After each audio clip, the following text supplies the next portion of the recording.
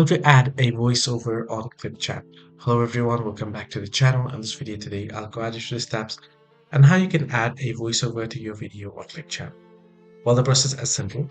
Once you're on ClipChamp, you want to go ahead and open up the project that you would like to add the voiceover on. And here now, at the left hand side, you can see your media and you can see record and create. Tap on record and create. And now to add a voiceover, you want to select audio and then give the access for microphone. Here now I have not allowed the access since I'm already screen recording.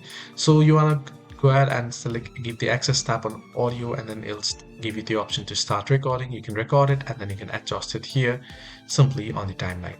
So this is how you can easily add voiceover on ClipChamp. It's pretty simple and easy, right? I hope this video was helpful. Do like and subscribe, and also do not forget to leave the comments down below if you have any further issues as well